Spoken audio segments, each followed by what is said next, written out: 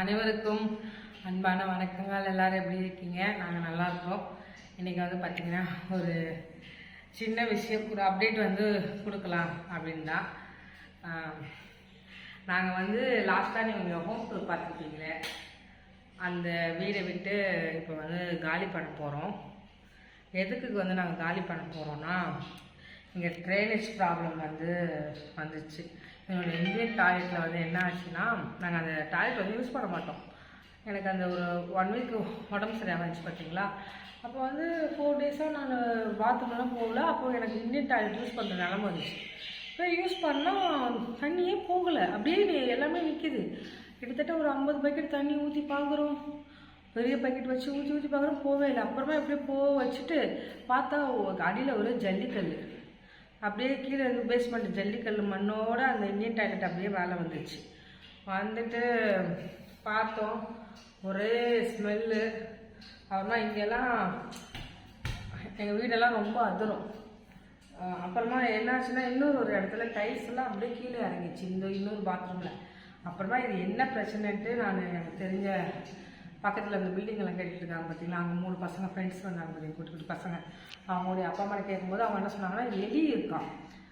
அதாவது இது மாதிரி காடு பகுதி இதெல்லாம் கொஞ்சம் என்ன சொல்கிறது, சிட்டிமாக இருக்காது, கொஞ்சம் காடு தான். இது நல்ல காடு தான், கிராமமாக இருக்கிற இடத்துல நல்லா நம்மளுடைய இந்த செவுறு ஃபினிஷிங் ஆகும்போது பேஸ்மெண்ட் வந்து நல்லா கீழே போடலன்னா எலி பூந்து வீட்டுக்குள்ளே பூந்து, அதுவும் நல்ல பைப்பு, ஃபினோல் பைப்பு, பிராண்டட் பைப் போட்டால் அந்த எலி கடிக்காதான். சாதா பைப் போட்டால் எலி வந்து கடிச்சு எல்லாத்தையும் இது நாசம் பண்ண போல. இப்போ எலி என்ன பண்ணிச்சுன்னா, கீழே ஃபுல்லாக வலை கட்டி கிச்சன் வர போயிட்டு எலி ஒரே அமர்த்தம் பண்ணி ட்ரைனேஜ் எல்லாம் இது பண்ணி ஒரே ப்ராப்ளம் ஆச்சு. இதுக்கே அவங்களுக்கு 2 lakhs செலவு.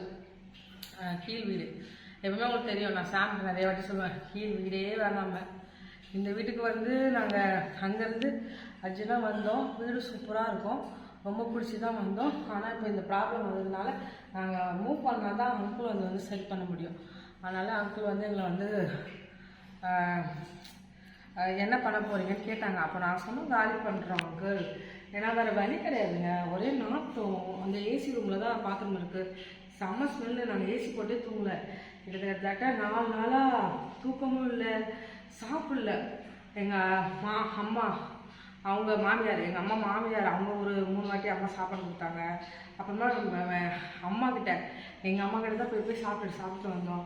அப்புறமா எங்கள் அத்தை எல்லாருமே சாப்பாடு கொடுத்தாங்க. அப்புறம் கடையில் சாப்பிட கூட வீட்டில் முடியல, அது மாதிரி ஒரே ஸ்மெல் அந்த ரூமு. சொல்லிவிட்டு இப்போ காலி பண்ணுற நிலைமை நம்ம வந்துட்டோம். எங்கே காலி பண்ணி போகிறோம், அப்புறமா அந்த ப்ராப்ளத்தெல்லாம் நான் இப்போ உங்களுக்கு லைட்டாக காட்டுறேன் இந்த வீடியோவில். பாருங்கள் எப்படி கீழே இறங்கிருக்கு பார்த்தீங்களா. இதெல்லாம் எலி வேலை ஃபுல்லாக, அது உள்ளே குழஞ்சதுனால கீழே ஃபுல்லாக இறங்கிச்சு, தரையே இறங்கிச்சு. இதுலேருந்து எக்கச்சக்க பூச்சி பூரா எல்லாம்.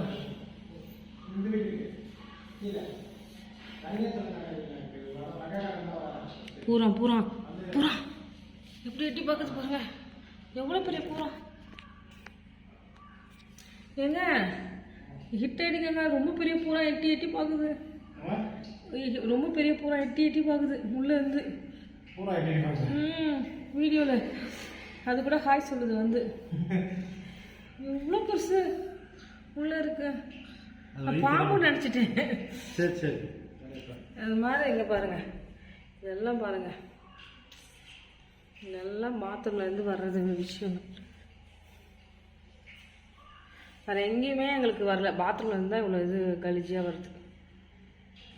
திடீர்னு சொன்னனால காலி பண்ணாலே நமக்கு ஒரு கண்டிப்பாக நம்ம அட்வான்ஸ் இருந்தாலும் இங்கே 1 லட்சம், கிட்டத்தட்ட 75 லட்சம் அந்த மாதிரி. 75 லட்சமா?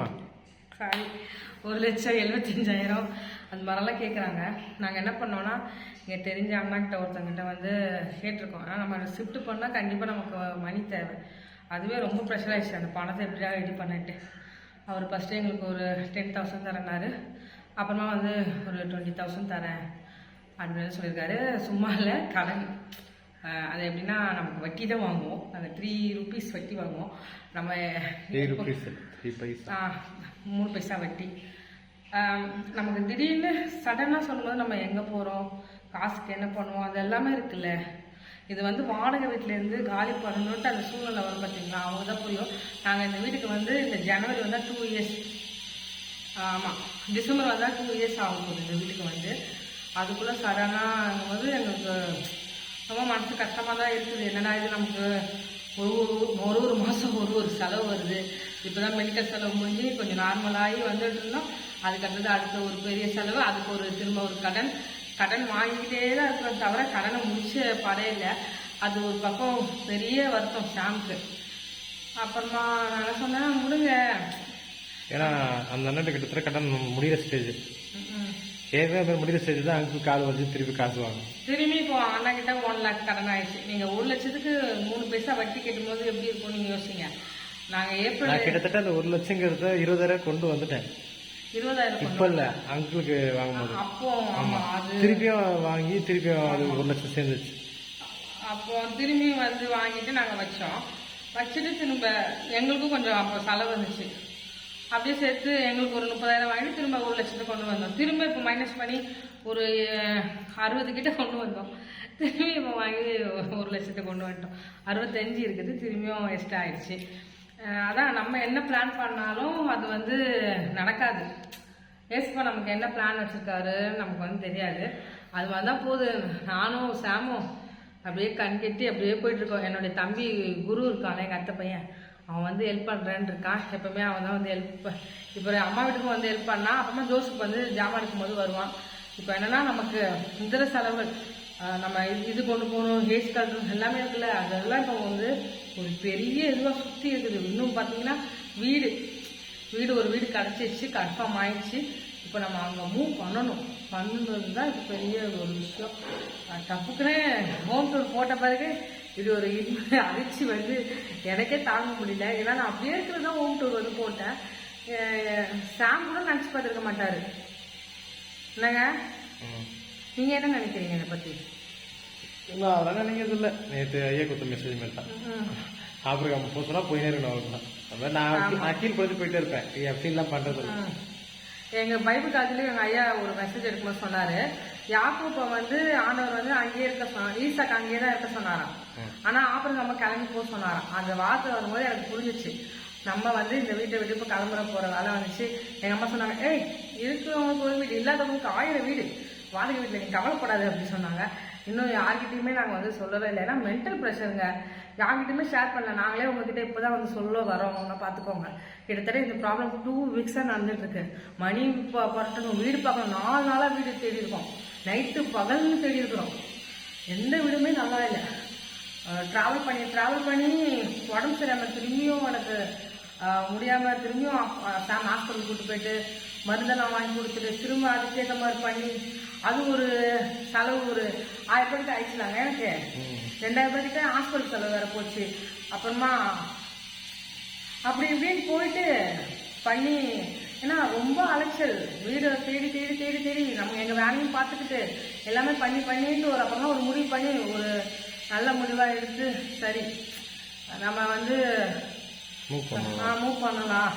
மேஸ்திரி வந்தாங்க, மொத்தம் 3 மேஸ்திரி வந்தாங்க. வந்துட்டு அவங்க வந்து சொல்லிட்டாங்க, இல்லை இவங்க காலி பண்ணாதான் நீங்கள் வந்து இந்த ட்ரைனேஜ் ரெடி பண்ண முடியும், இவங்க இருக்க ப்ராப்ளம் தான். அதோட நான் முடிவு பண்ணிட்டேன், கீழ் வீட்டுக்கே நான் வரமாட்டேன். ஏன்னா போனால் ட்ரைனேஜ் ப்ராப்ளத்தால் தான் நம்ம காலி பண்ணி இங்கே வந்தோம். இந்த கீழ் வீட்டுக்கே வேண்டவே வேண்டாம், அந்த எரியும் போதும், இந்த ட்ரைனேஜ் போதும், இந்த எரியும்